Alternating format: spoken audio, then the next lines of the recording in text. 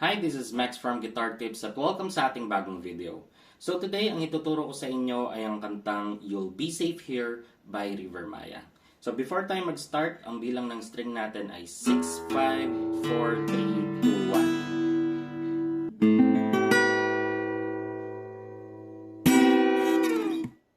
2, 1. So umpisa na agad natin sa intro. Yung unang chords natin ay B. So, ito ay sa 5th hanggang 1st string. Tapos, ito naman ay sa 4th string hanggang 2nd string. Next ay F sharp. So, yung tuturo nyo mula sa 6th string hanggang 1st string. Ito naman ay sa 5th, ito ay sa 4th, at ito ay sa 3rd string. So, guys, puro bar chords to. Alam ko, mahirap siya sa umpisa, pero tsagain nyo lang, makukuha nyo rin to. Okay? Tapos, ang next chords natin ay C sharp minor. So, yung C sharp minor, ito ay sa 5th string hanggang 1st string. Ito naman ay sa 4th string. Ito ay sa 3rd, at ito ay sa 2nd string. Tapos, ang next chords ay G sharp minor. So, yung G sharp minor, dito tayo sa 4th fret. So, 1, 2, 3, 4. Tapos, sa 6th string to hanggang 1st string. Ito naman ay sa 5th at ito ay sa 4th string. Okay? And next ay F sharp. At ang last chords natin ay E.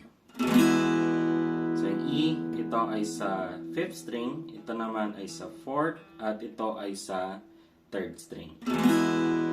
So, yung strumming pattern natin dito, guys, isang down lang, tapos lilipat ka ng chords. Okay? So, tara practicean natin yung intro. 1, 2, 3, go!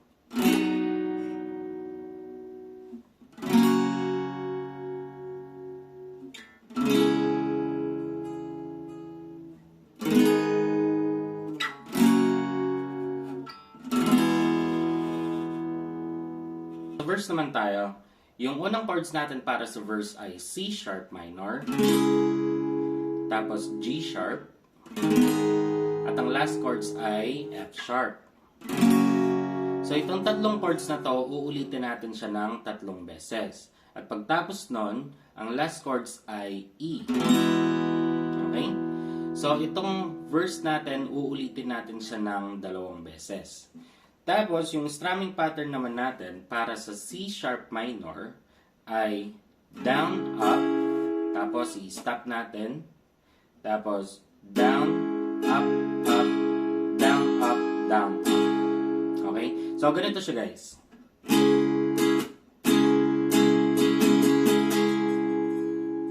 Okay? Tapos, yung G sharp naman natin, down, up, tapos, lilipat na agad siya ng F sharp. Sa F sharp, down, up, up, down, up, down, up. Okay? So, ganito siya, guys.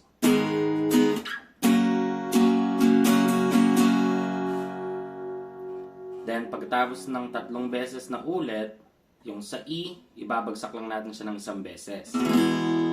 Pero, doon sa pangalawang ulit, yung E natin, sa original ay puro down, down, down. Pero this time, gagawin natin siya ng down, down, up, up, down, down, up, ng 2 beses. Kumbaga, pa-hype na siya papuntang chorus. Okay? So, tara, practicein na agad natin yung verse. 1, 2, 3, go!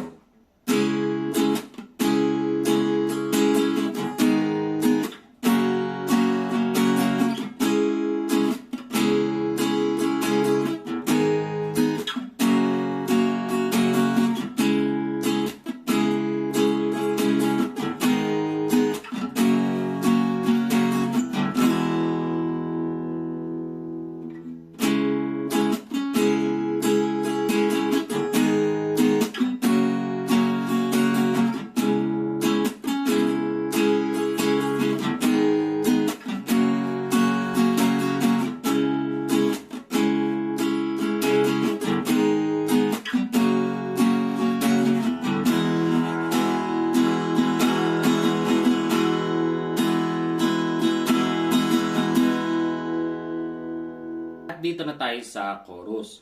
So yung mga chords natin para sa mga chorus ay B, tapos F sharp, then C sharp minor, tapos G sharp, tapos F sharp. Okay? So yung chords na to, uulitin natin siya ng 2 beses. Pagkatapos ng 2 beses na yon, ang last chords natin ay E. Okay? So yung strumming pattern natin sa B, F sharp at C sharp minor ay down, down, up, up, down, down, up, down, up. Tapos lilipat na tayo ng chords. Pagdating natin sa G sharp minor, ang strumming natin ay down, down, down, up. Same siya ng F sharp. Down, down, down, up. So tara, practicein na agad natin yung ating mga chorus. 1, 2, 3,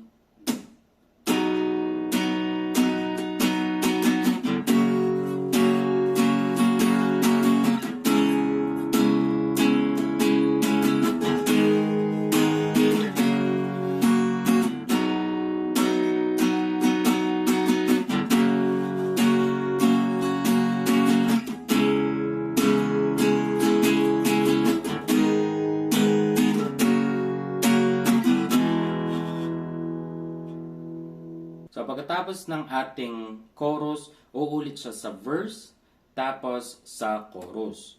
So yung pangalawang chorus natin guys, wala na siyang E sa dulo. Okay? Dahil magbabalik tayo sa B. Ang next part naman natin kasi ay instrumental na.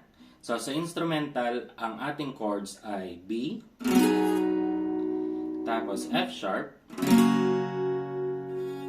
tapos, ito na yung mag-i-slide siya ng... Okay? So, may bagong chords tayo, which is yung A. So, dito sa F sharp, mag-i-slide siya ng papuntang G sharp. Okay? G sharp or G sharp minor, okay lang yan. Tapos, A. So, sa A naman, kagaya lang siya ng F sharp, ililipat lang natin siya dito sa 5th fret. So, 1, 2, 3, 4, 5. Okay? After ng A natin, bababa na siya ng chords. So, pababa lang siya guys. G sharp minor. Tapos G. So, itong G na to, kagaya lang siya ng F sharp. G. Tapos F sharp. Okay? So, yung strumming pattern naman natin, sa B ay down, down, up, up, down, down, up, down, up. Tapos, sa F sharp, ay down, down, up, up, down.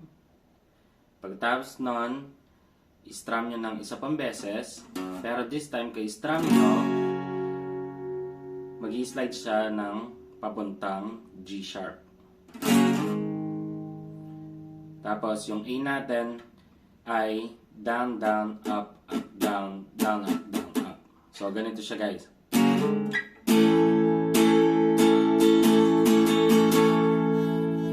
Tapos yung pababang chords natin mula sa G ay puro down na siya. So, tsempohan nyo na lang to guys. Ganito siya oh.